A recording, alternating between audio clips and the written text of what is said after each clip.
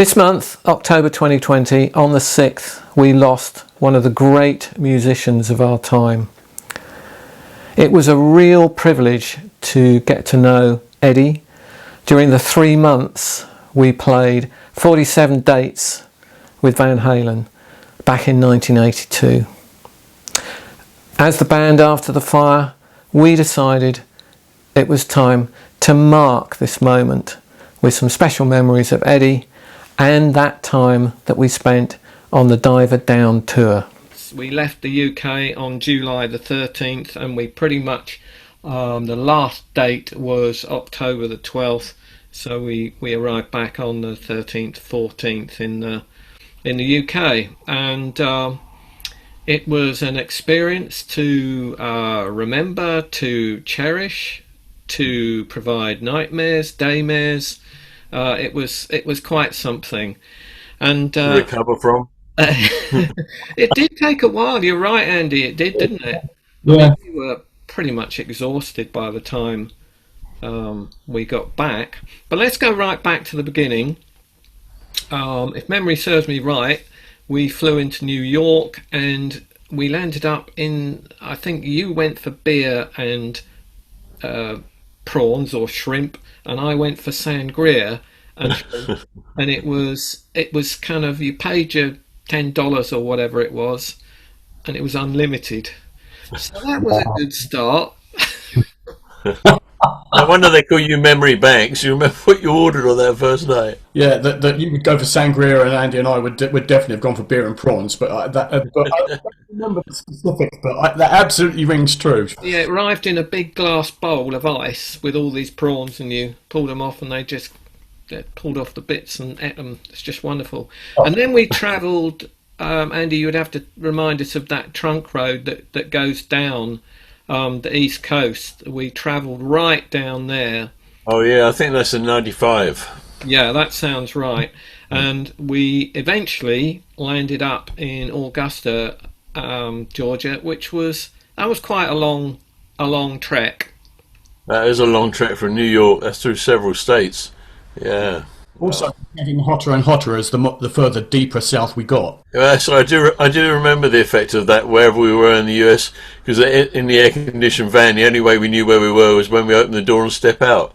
The first night when we were getting used to air conditioners, you and I were sharing, Andy, and I was fiddling around with it and looking at the temperatures, and we were sort of, shall we say, a gentle discussion about the merits of which knob did what, because none of us had been to the US before, and anyway, it seemed to be working fine when we left the room and went to the gig. We came back to a flipping sauna.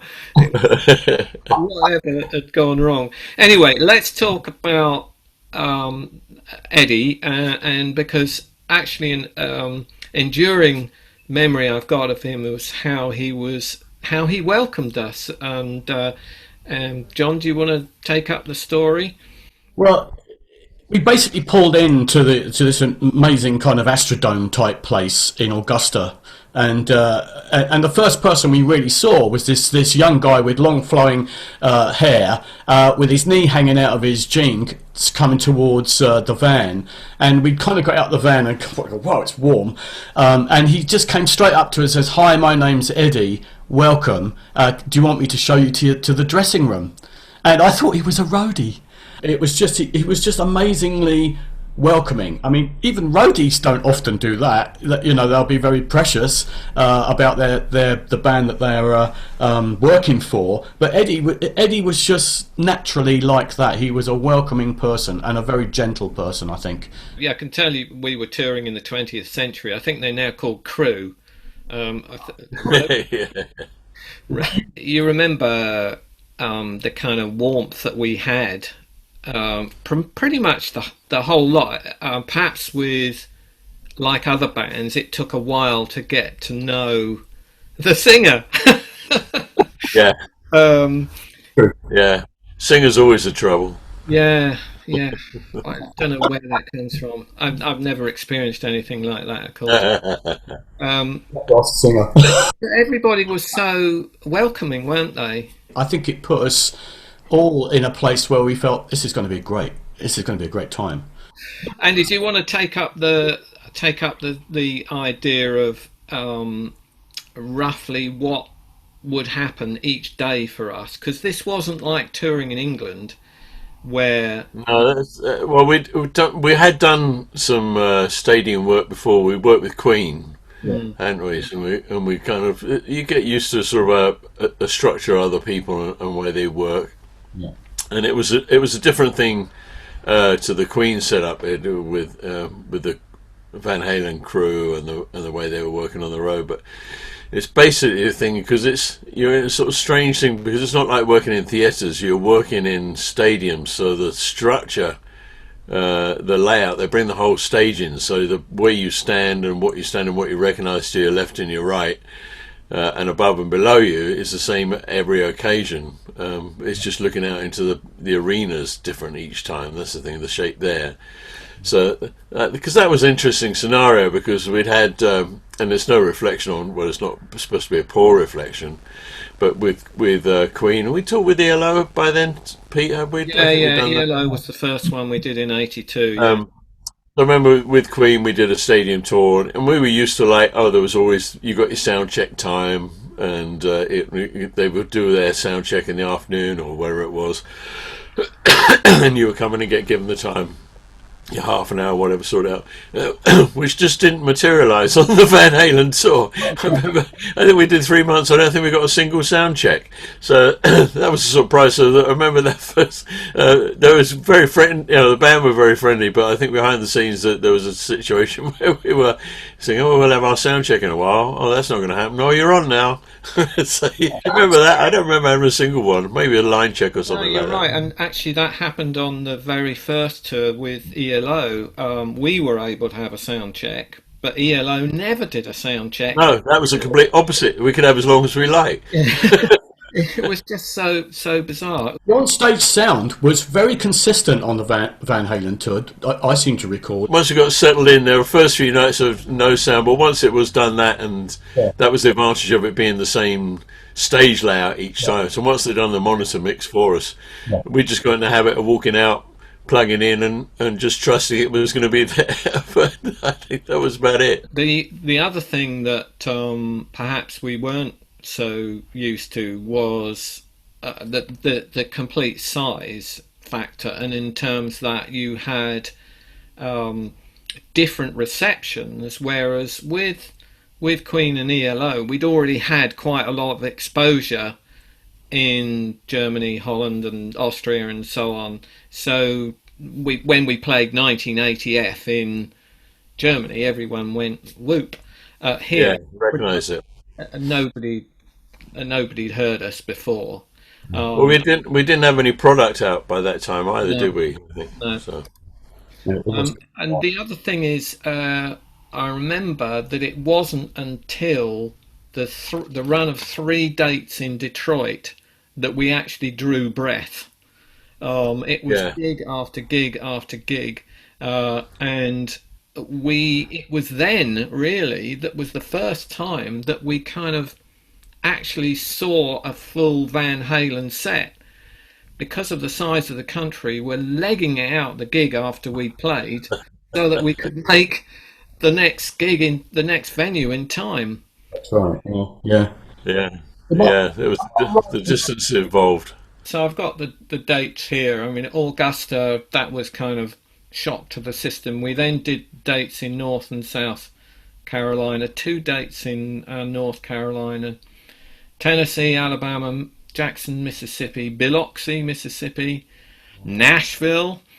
We did have a day off between um, Biloxi and the Nashville gig. It's your luxury. You need it for that drive. Yeah.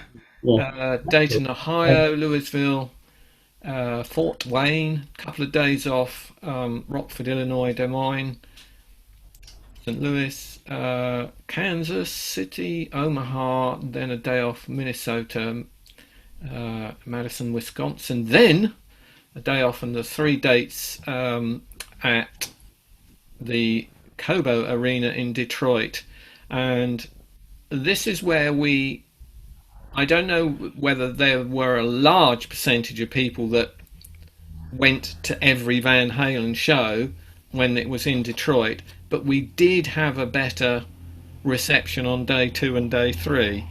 Um, No, that's interesting. I remember the Detroit things very well. It was underneath those Detroit towers, wasn't it? Some great silver things. yeah, and do you remember? I remember going to the libation station of the crew. Right, yes, and that was 2 nights running, wasn't it? Yeah, It's and their mobile party outfit. I think that was the first Imagine time what I that was met about. Dave Lee Ross properly. Yeah, yeah, they had more time to chat then. I remember that. Um, Uh, and um, and yeah, we kind of looked through. We risked one eye, didn't we?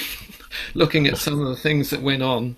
It was everything you hear about rock and roll happened on that night. But the sense of family that they had, albeit to get absolutely um, pie-eyed and legless, was quite strong. The idea the crew had all these liquidizers making the libations. Oh yeah, that's right. Yeah. The It, series. there was a great sense of the show has come to town and we're going to make the yeah, most of it. And that was different on the ELO and Queen tours, yeah, particularly ELO. But then we already knew the Queen guys, didn't we? Before we toured with them, we'd met Roger and a couple of times, and then when we kind of got to know what Van Halen was about and the kind of the power over the audience in the Detroit gig, um, I guess the idea that Eddie was absolutely in on another planet as far as the hammering on technique and the tapping and all of that. That's when we started to realise, gosh, this guy's a bit special. And I remember the time that you were having a problem with the guitar, and Eddie used to come to our dressing room pretty much every night, didn't he? Yeah. He just turned up and Oh, yeah. I remember. I remember him regularly being on side stage for our set too. Just watching side stage. yeah, I remember that a lot too. yeah. And so he offered to fix your guitar, John, or one of your guitars.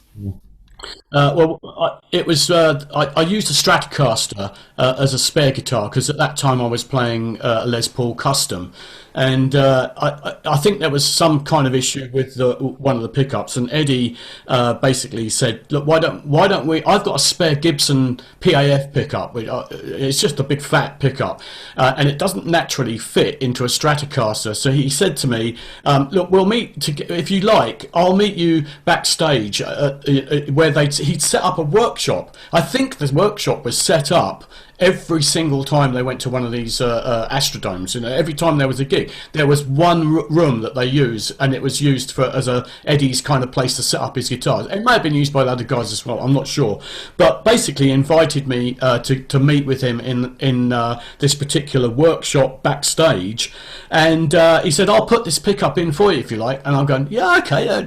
And I didn't think too much about it until he kind of unwrapped this pack of chisels. And I thought, hang on a second, he's going to take a chisel to my guitar. So he starts unscrewing it. Here is the very guitar, right here, okay? So he starts unscrewing the pick guard, or taking all these screws out, and gets a chisel right in here, digging out and rooting out the wood. And I'm standing there going,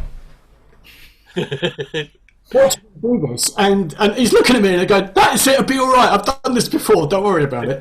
And so he did that, and he put in this Gibson PAF, which when we got back to the UK, I swapped these pickups out for that pickup. This is now an EMG pickup, but the whole and everything Eddie rooted out of this particular guitar. He also, at the same time, he'd done the pickup and tried it, and it was working. He put the strings back on and all the rest, and it was working. And then he said, I've got a spare Kahler tremolo, which is the ones that he used because he had a sponsorship with Kahler. And he said, I'll put that on for you if you like. So I said, roll, go for it. So he gets his Kahler out and starts putting it on. And oh, hang on a second, Eddie. He said, what's the problem? I said, that's a right-handed tremolo system, which means that the tremolo whammy bar was actually on this side of the neck, because it would have been right-handed guitars go that way, left-handed guitars go that way. So he went, oh yeah, that's not going to work, is it? So he just only really put the bass plate on, so we took it off again and just put the guitar back where it was. But that then, when I got back to the UK, that was when I thought, you know what, I wouldn't mind one of those whammy bars. So I went and found that one, which was ambidextrous. I don't think you can see it, but there's actually, you can either put the whammy bar this side, or there's a screw there that you can undo and put it on that side. So it's ambidextrous. There's always a problem for me with left-handed guitars, trying to find something that worked. But yeah, so that was that experience, and I must admit, I kept thinking, I hope he knows what he's doing. But sure enough, he did. And he was so generous. He basically, I got a feeling he'd just give you anything, given half a chance. He was just that generous. And we talked about guitars and amplifiers. And, I think I talked about the AC30s that I was using at the time. And just like Brian May did, really. But guitarists, when they get together, it starts to get into amplifiers and guitars and setting up and all that kind of stuff very quickly, and it was great. It was a great time to talk to him, and I felt I got to know him a little bit more during that afternoon of doing that. So yeah, very grateful. Fantastic memory. But my memories, I think, of Eddie was that what a gentle guy he was, how friendly he was, and how amenable he was, how he was so open to building relationships with people. I seem to remember stories of him regularly having his own guitar in bits up to about 10 minutes before they were supposed to go on. That surprised me. He was forever tinkering with his guitars. I didn't know about the workshop. I don't remember that. So, but I was a singer. Like Pete says, it was like these singers, they never talk to anybody else. So.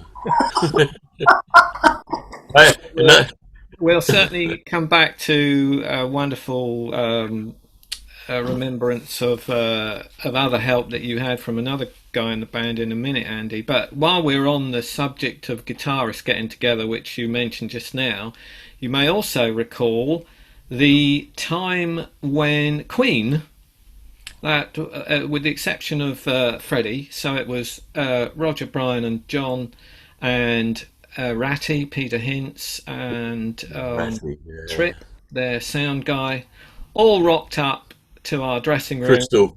We were right round the edge. They were all round the big table in the middle with Eddie chin wagging away, and there's us sort of thinking, we're going to have to go on in a minute. I've forgotten there. That's true, isn't it? Crystal was there too, wasn't he? Roger's man. So. Yeah, that's right. Yeah. So, was there the Queen inner sanctum, as it were, of everybody in our little room. And it became this kind of meeting place for the Van Halen. Rock royalty. Yeah. The day before we went out to wherever that was. It was an outdoor gig, wasn't it? Or some kind of bowl. And that was the first time I met. Actually, no, it was the second time I met Freddie. We didn't actually meet Freddie. Well, you did, John, on the tour. But anyway, we'll stick to the Van Halen legacy for the minute. And the practice room next to our room one time, Eddie's warm-up room, which was called the holding tank. John has informed me today. I remember once you were practicing scales, and I will try and find a clip of the kind of noise that came through the wall when Eddie switched on his amp. It was louder than your playing, and then of course he just went into one of his bit of riffing, and you quietly took your guitar off, shut the lid, and went head down in the corner somewhere.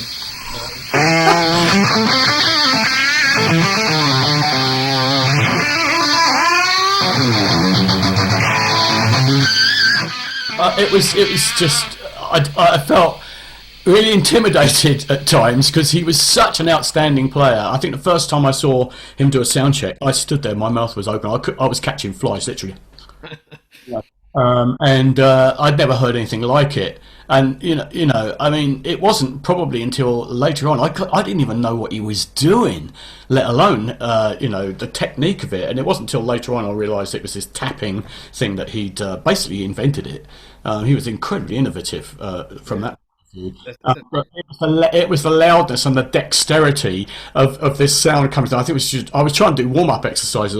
I know what I would have been doing, and then this absolutely deafening crash of sound, rock and roll coming through the wall. And yes, you're right. I just took my guitar off, put it in a case, and went off and moved on a naughty step.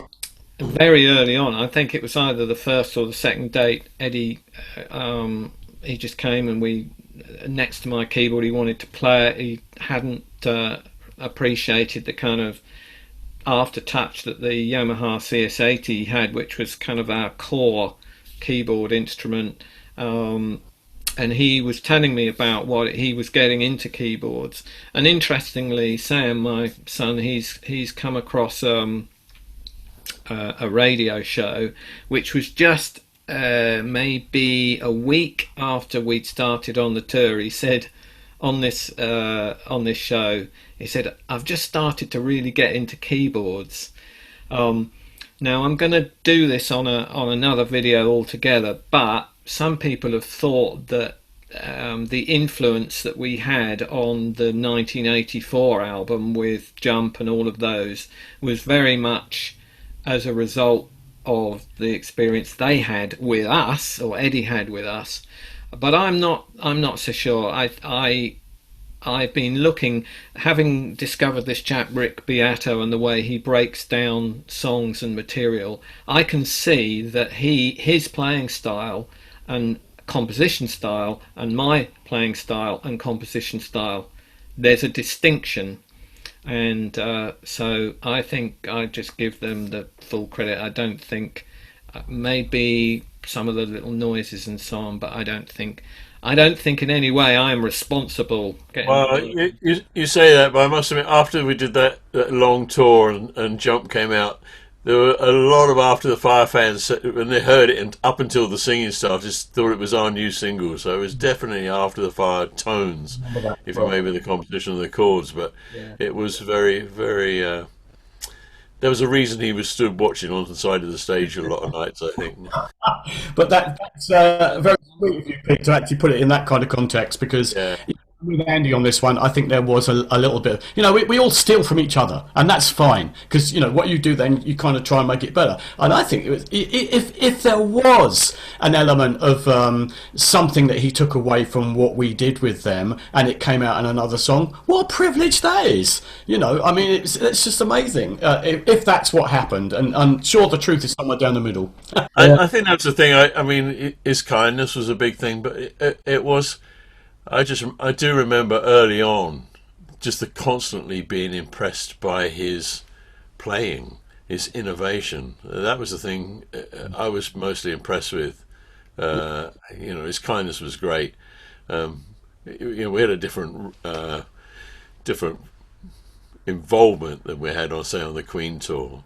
With the rest of the going on, but just watching Eddie right from the get-go, just his ideas and his sense of melody with it. It wasn't just flash. There was always a fun in what he did too, but just that sheer, especially in that time. And now so many people use the tapping thing and everybody gets faster and faster, but it wasn't just speed, but it was that sense of creative genius, really. And a lot of the kind of soft stuff that he played as well, and picking out the harmonics. It was a complete suite of technique that he had. Yeah, it wasn't just a bit of flash. He really thought it through. He was a classically trained pianist before he ever, while they were still in Holland, by all accounts. I've read that somewhere, but that's not from experience. Well, I read that somewhere, but also I read that although I know he was classically trained, he could play all that stuff, but he never read music. Right. Oh, well, in that And case, his father was a musician, didn't they? When they came over, Yeah. said he used to play the piano on the boat or something like that when they came over to the US. So bits of story we never knew. You were saying, did you say you got to go into, you visited the holding tank, I did. what? No, that's amazing. Um, the Holy of Holies, right? yeah, it was nobody could get in there, but I was taken in there. I think it was because of the tete-a-tete we'd had on keyboards, which kind of lasted quite a lot of the time, more so early on. And yeah, this tank was. He had this large flight case in there, lots of foodie bits and probably his toolkit there, but I wasn't so focused on that. But this case with this very large kind of rig inside it, and his clothes up the top, which presumably just dried off the valves coming out of the amp, and a little drawers with they came right out with strings in. And then there were these padded containers for the Jack Daniel bottles either side going up. I don't know whether they left them in there when it was put in the trucks, but yeah. It's something now. You trigger my memory, and I'm sure it was that. Didn't Eddie used to wash all his strings before he used them?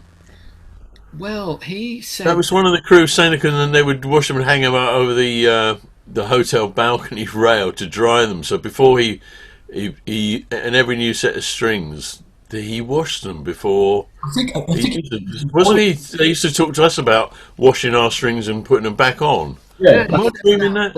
I thought it was boiling them. Yeah, boiling them. Yeah. And maybe Before he used them, it was we would boil dirty strings to try and get another gig out of them, especially you, John, because you had acid fingers. exactly. But Exactly. I seem to remember him talking about always. You're right, boiling his new strings before he used them. That's interesting. 'Cause I think Pete, you mentioned the other day about oiling strings. Boil. We were talking about boiling, not oiling. yeah, in fact, John, the other day I also used the word boiling, and you went off on another oiling trip. Someone bear that out that he did have and his crew his roadie boil his strings before he used them. He So said you want all the crap, the rubbish on the strings to make them sound sweeter. That was what his thing was. Yeah, don't clean them because every night. Oh, he said that to me about pickups. He said, "Don't clean the pickups because all the gunk and stuff that gets in and around the pickups actually adds to the sound." All right, let's move on to our nemesis. The first date we were unable to complete, which is etched in our memories as Phoenix, Arizona. I think most of the crew, if we had a slightly twitchy night, we managed to complete every show, and some we went down very well. And they would come into the dressing room, "Hey guys, if you thought tonight was bad, wait till you get to Phoenix." And we kind of learnt this story about how every support band had to be removed from stage by the audience as quickly as possible. So Andy, I know that you have vivid memories of that one. I was more in range than anybody else. Yeah. You could hide behind the keyboards. Well, I remember what you said as we were leaving the stage, and I remember having my back to the audience at the time because I was tuning up. And go on, do you remember what you said, Andy? Can you remember? No, I don't. Was it repeatable? What you said? No. You said we basically had all kinds of stuff being chucked at us, and there were bullets and knotted knickers and goodness knows what coming over on the stage, and you leant down. I could hear this going through the monitors. I was tuning up desperately between songs and had my back to you, and I heard you say over the microphone, "So this is a Phoenix welcome, an empty bottle of Jack Daniels." And I turned round, and there's nobody there, and you've gone, and so I'm going, "I'm gonna die." and kind of ran off the stage at that point. But that's what I remember about that gig. The gig itself. Now you say it, I do remember saying it was the emphasis on the empty as Yeah. well. So Right. that's sort of Yeah. welcome. I do remember that. I think the first time we got a load of stuff chucked us, it must have been one of the early gigs, if not the early gig, and we thought, oh, the fans just don't like us. But then Van Halen came out, and there's a whole lot of stuff being thrown at them too. So it was obviously some sort of sign of affection from the audience of throwing things at your band. So that took the edge off it a bit. But yeah, fortunately there weren't too many. We did manage to recover quite a lot after that. And actually, they let us know that they actually had a book open on us how long we would last. Particularly, Oh, is that right? We did last. Apparently, didn't they say one of their support acts only lasted 7 minutes for the whole tour? So we did pretty well for. First time it rained at that time in Phoenix for years, and it was absolutely peeing down, and we put all the poolside furniture in the pool and sat in the pool on the seats. Just a bit of fun. So, again, Eddie it was at that date that Eddie had offered to pay for some debris that we'd caused in the dressing room with some of the food. I don't think I was part of that. I like this we. I don't remember being part of that. Was I gone? It might have been you guys after me. Yeah, no. Do you know what? You definitely weren't part of the cleaning up. I remember that. but I think you taught me how to make butter pats stick to the ceiling. Well, yes. And I think that was part of what we did in the clean-up thing, is getting the butter pats off the ceiling. Right, yeah. And so, kind of coming along later in the tour, having endured the Phoenix gig, we then had a couple of dates. I think they were the San Francisco dates, where we were taken off stage, and I didn't know until quite recently that after each date, the promoter, who was named Bill Graham, went on stage and absolutely tore into the audience, saying what a great band we were, they should have had more respect. And the next night it happened again, and we had to be pulled off. And I think there was only one more date that we had to leave earlier. So 4 out of 47 is a pretty good record. Having said that, of course, after the Phoenix gig, the crew were on about the El Paso gig, how we would not survive the El Paso gig because the guys that had swum across the Rio Grande would have their knives. If they didn't like us, they would throw their knives at us. And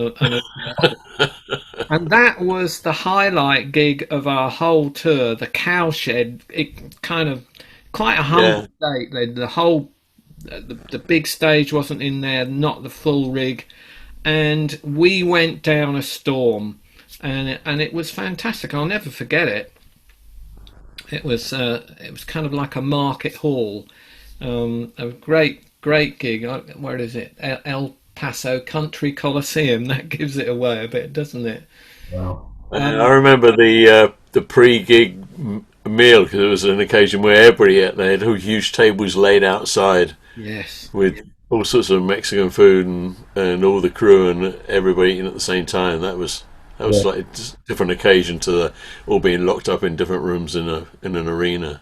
Yeah, I remember that. Yeah, and actually, again, the tour, we were welcome to sit at table with the crew. Unlike there had to be quite a lot of negotiation on the ELO and Queen tours for us to be able to partake of the crew meals. But Chris Cook, our tour manager, did a marvellous job. So we're coming back towards the end of the tour now. We've got Madison Square Gardens. Yeah. And I remember I decided to walk back to the hotel after the gig. Really? And I got a bit lost. It was a straight line, Peter. It was like down one road, okay? That's all you had to do. But you're right. The roads are all straight up or down. I mean, it's like Yeah, but there were lots of people that wanted to talk to me, and it was really nice. I met some of the people that were at one of the Detroit parties, and we had a bit of a chat. And then I met somebody else that we'd seen, and so we had a little wander. And I can't remember exactly, but never found this place that the person was looking for. Um, but anyway, I got back. It wasn't hugely late. I don't know, 2 o'clock or something. But it was quite buzzy to play there. But I do remember the our dressing room. Some of the CBS or Epic label people had bought families, and they were in the dressing room. They didn't know anything about us at all. Another big memorable day, and that was the Carrier Dome in Syracuse. And I'm going to ask you to take up yeah, the story yeah. first, Andy, between Madison's Oh, Garden, yeah. Syracuse. a Nice. very sad Syracuse. part of the tour. So if you take that up, please. Well, yeah, we did. It started with we had to get an early start. The crew had to get an early start to get up to Syracuse. So they took a gamble on parking our truck outside the hotel so they could leave early instead of the lock-up truck area. And of course, it got broken into, and they managed to break in through the front hatch and pull out some of the guitars. I don't know if anybody else lost anything. I lost both my bass guitars. That's what went. I think a few odds and ends. That's the only thing they could get out through the hatch. So we had to then run around in New York to try and get me We had no money, of course, to try and buy a cheap second-hand guitar. We went up to, where were they? Manny's? Was it 42nd Street? Is that on 42nd Street? 52nd? I don't know any. Manny's guitar shop. Picked up a reasonable price precision bass, and off we went up to Syracuse. Now running late, and that was the biggest. That was the biggest date on the tour, wasn't it? 36,000 people or Yeah, something like that. yeah. Some huge number. Yeah. And I remember this is for me. We went out to do the first night. It was a vast place, and we went out, hit the first note, on hitting the first song, and I was playing away and singing away, and I thought the whole guitar's gone out of tune. So I'm tuning it, trying to sing it. So, the bass player and the lead singer at the same time. So I'm trying to tune this and sing the song and not think about 36,000 people looking at me. And the more I tuned it, the worse it got. And what I hadn't realised, because it wasn't my bass, as I'd hit with energy, which you didn't do in the shop, as I hit this bass with energy, it shifted the whole neck. And so there's no way it would have tuned. Everything was just out of order. So I was trying to play on this and trying to think of all these things, or not think of them at the same time and just getting through them. I don't know what you guys thought behind. You might not notice. It might not sound much different to my normal performance. Anyway, I noticed it. And somebody from Van Halen must have noticed. I don't know who, because Michael, the bass player, his roadie suddenly ran on next to me with Michael's bass, pulled my bass off of me while I was singing, strapped this other one onto me while I was singing and trying to think of this, and said, "Off you go," or shouting in my ear. But of course my bass was an old Precision which just had one volume control and one tone control. I knew where. Michael's was like some flight deck with knobs and switches, and it weighed a ton. So I'm trying to hold this thing. The strap was all wrong. I'm trying to find at least one of the knobs and switches that make it so I could turn it up, and did the rest of the gig with his bass. So I don't know who must have been watching and twigged what had gone on. Somebody realised, either Michael or maybe Eddie, if he was side stage, or someone put the shout out, and it came to our rescue. Got through the gig. I remember after that, Michael gave me, I think he gave me he had some old Precision pickups off one of his Precision they'd swapped out, and he gave them to me, and they went into that bass, which then went into a blue bass, which I had somewhere. I've still got the blue bass. I don't know why that wasn't stolen. And a couple of old basses that got stolen. An old Rickenbacker, do you remember that? Oh, Skinny old Rickenbacker, and with all the stainless steel fittings, and an old, I think, 1966 Precision that belonged to some some other heavy metal band I'd got it from. Yeah. And but yeah, so they bailed me out, and so I'm constantly grateful to Michael or his crew, whoever saw. Well, it was Michael's bass. I don't know if it was just a backup. It was the main one. I can't So- that he wouldn't have known that his bass was going out for you to borrow. It was no, I think he must have said, "Go and take my bass out," because the crew would, that it was pretty heavy going on the crew and what they could and couldn't do. Yeah. So somebody must have said, "Go and get him," and it was within the first song Yeah. of our 25-minute set or something like that. So, so Just do you guys remember that? It was it was trying to do it and people going on around me. Well, And I do. the gig went well after that. The rest of the set went well, but it did. I mean, it was one of our highlights again. I remember because they got extra PA in, hadn't they? Because this venue was so vast, and it was yeah, it was. Do you remember? It was an inflatable roof. Yeah. So when you open the door to try and go in, you're sort of hanging on the side of the door with your legs flapping out behind you because the air all came zooming out. So someone had to push you into the venue. Yeah.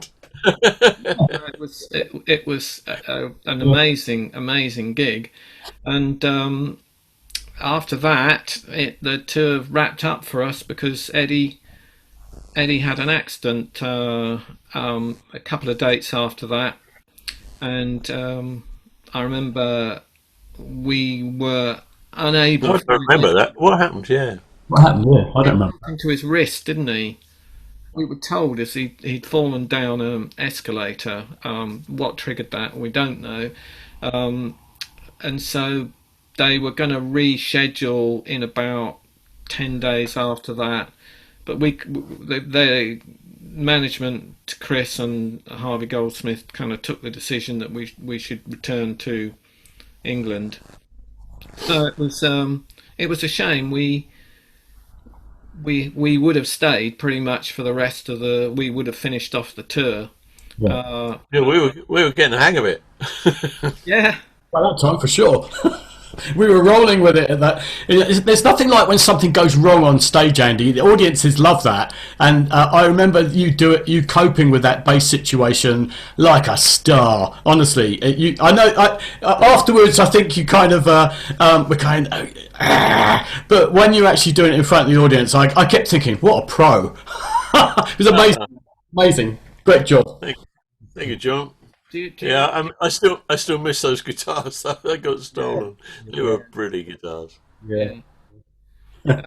you remember that after those first few dates, when we realised that their whole presentation, albeit there were random bits in it, and Eddie's playing, his solos were never identical, that we would have to up our game. Even though Yeah. we'd already done stadium tours, we'd done the 2 stadium tours for Queen and ELO. We were doing headline dates in Germany of 500, 600, 700 seaters. So we were kind of, we thought of ourselves as pretty good. But when we saw what they did, we thought, oh gosh. And we went into rehearsals.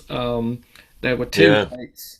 That was in New York, wasn't it? It was in New York, yeah. To hone it, we just had a couple of days. So the first couple of days we would have had off. I think it was August 1st and 2nd or something like that. Didn't we play some clubs in New York at the same time? Did yeah. Yeah. That came quite late, actually, Andy. That was Oh, did it? Okay. September. There was another gap from September the 25th to August the 7th, and we played 4 dates in kind of New York, Long Island, New Haven, Wilkes-Barre. So yeah, they were quite late in the tour. All right. Yeah, I remember us having to address it. I think when we did the tour with Queen ELO, we learnt to adapt our set to the bigger area, the big arenas. But what I vividly remember was to present it to an American audience was very different to presenting it to a European audience, and basically we had to learn to slow our set down, not the speed of the songs, but the speed of the presentation. We were still trying to sort of beat people in submission, but there wasn't. It needed more space. We had to create more space into it. I seem to remember that, without getting sort of over philosophical about it, but I seem to remember sort of it was because we got groomed in the British scene. And there's a British, which is a bit European attitude, but mainly British attitude of like, I've paid 20 quid for this ticket, you better be good. So we have to go out and impress them. Where there seemed to be more an American attitude, apart from in Phoenix, Arizona. There seemed to be an American attitude of, I've paid 20 bucks for this ticket, I'm really going to enjoy myself. So we didn't have to beat people in submission. We could present what we were doing a little bit. Maybe not so much on all the Van Halen dates, because some of them were. It's just, you know, you're coming out as a support act. You're like raw meat for the balcony. You know what I mean? It's one of, but not all. Otherwise, they were obviously living in America for a time. I encountered a lot of people that saw us on those tours and they had no idea who we were, and said, I went to see Van Halen and you were opening and you were fantastic. But we had to learn to present ourselves in a different way to that. Do you remember that? It was like just creating a bit of space within and between the songs. I think that we used to do that on the other support tours as well. We used to look at what we were presenting and ask ourselves, is this actually the best possible presentation for the environment that we were in? You know, I'm really encouraged by the fact that you've met people in America that have said, you were great, saw you on that tour. That's really encouraging. But you're absolutely right. I think we used to do it to a certain degree most of the time, but in America, everything was bigger. Everything was louder, everything, and we needed to make adjustments, and we did. So it was a hard thing because you're in your opening act, and you got how long were our sets, Pete? Was it 25 minutes, 30 minutes? 25 minutes, and with a 30 minutes maximum. So I think the tendency is always want to try and show as much as what you can do in that time. But I do remember certainly from the front. You know, because them sort of fill in the gaps and say things to people, which wasn't the forte I was used to. I was used to just sort of singing the songs and doing it and just shouting out the introduction. But having to get the space, that was, yeah. But I noticed that particularly that was a much more suited to the American style of audience. Yeah. There was a definite cultural difference in the way we kind of analysed it. Well, it was one of the things was watching David Lee Roth on that to Pete. Remember, he would spend a long time between songs just talking to people, talking and shouting out at the audience. And we were thinking like that would in the UK, the audience would not sit through that. Which I think they talked about that, didn't they? They said when we had that long conversation with David, and they might have been up in Detroit. I seem to remember they'd come over and played at the Rainbow, and he was doing his usual spiel between the songs, and he said he couldn't work out why people just kept shouting at him, "Get on with it, get on with it." And one of the other things, of course, which the Detroit gig I remember so distinctly was his David Lee Roth, the way he paused and wouldn't say a thing, and would just shake his head, and the audience would go bananas. Yeah, they loved it. And that wouldn't happen in the UK, I don't think. Yeah, and the other thing, you know, he'd fold his arms and go, or he'd go, "Hey, you guys," and of course it just fold apart. But I do remember the Detroit things where it definitely the whole rock and roll circus got switched on for one night, and we thought this is just like. It's just gone totally outrageous. Him supposedly drinking from a Daniels bottle on stage and falling off stage, and people jumping out of cakes backstage. But do you remember it coincided? Time magazine were there to do an article on Van Halen and the rock and roll band. So it all switched on for 2 nights, and then it all switched off after that and went back to normal. Very, very clever. They knew how to play the system. They did, and it was actually 3 nights in Detroit, and I remember that. The magazine one, the libation station had been particularly enthusiastic the night before, and everyone was on a bank holiday Monday weary vibe that we would have over here, but they just delivered, and it was Yeah. astonishing. And I think we would, where we were at that point, we would not have. We needed to learn that you can lift your game regardless. However, if we roll back the clock to when we were playing early club dates before we signed to CBS, and I know you may not recall, Andy, but you found this article in the NME or the Melody Maker where AC/DC had come over here and they were playing the same dates. And in this interview, they said we landed up playing these working men clubs in northern England, and there would be 2 or 3 people in the audience, and it was our mission to make our set so good that those 3 people got on the phone in the first the first break they had before they did their second and third sets, got on the phone to their friends and said, you've got to come down here and see that band. And we adopted that kind of attitude Yeah.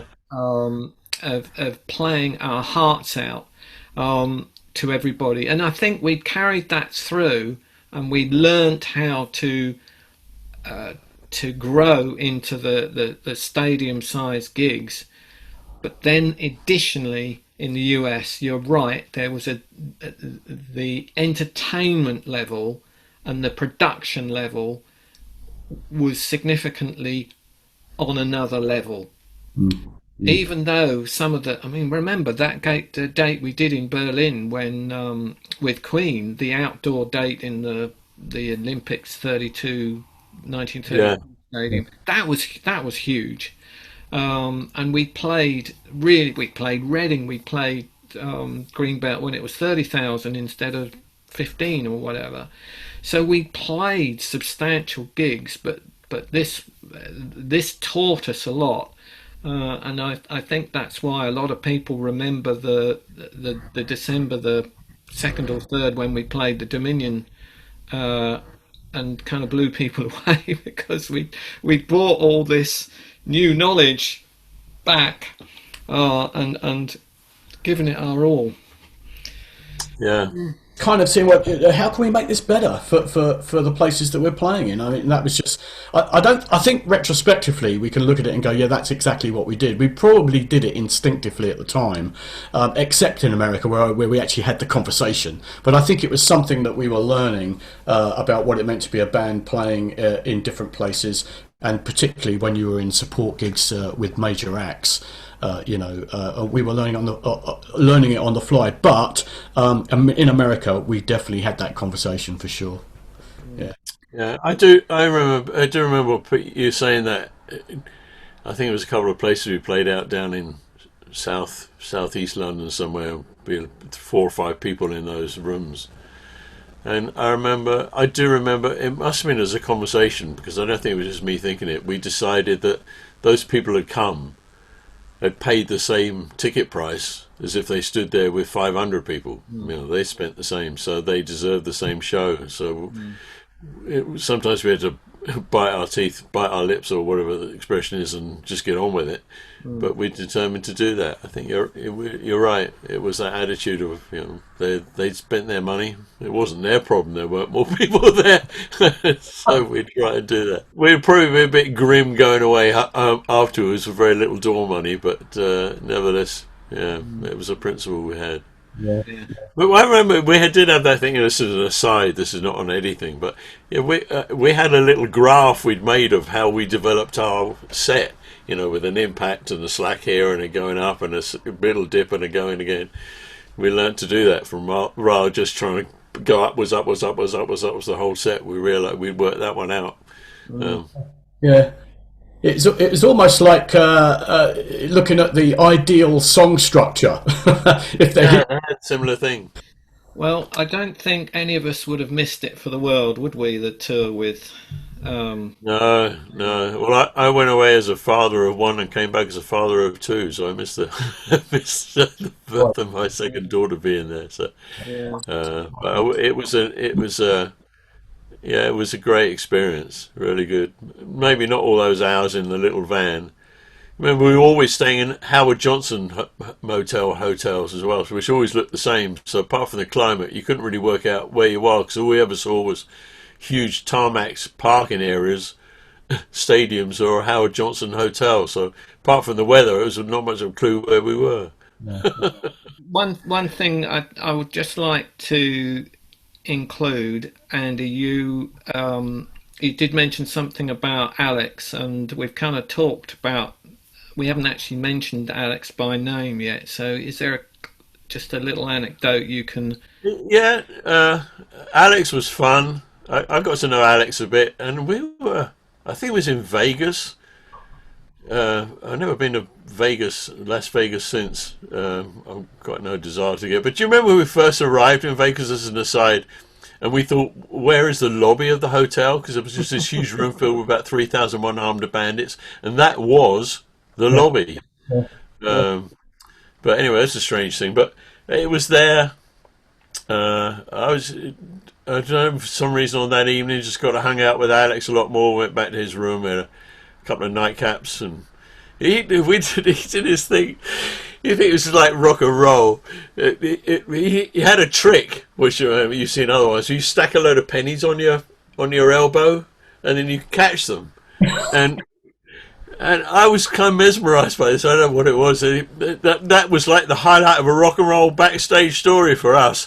And he was showing me, and he thought that was the really funniest thing. So anyway, that's what I remember. That we had a couple of nightcaps and a lot of laughs, a lot of jokes. It was just him and I. It was a really good time, and that was the most time we got to spend with him. And it's quite interesting. Some of the other people that have worked, it's quite strange. There have been people that have been on tours that have put up memories about Eddie, and their experience has been very different to ours.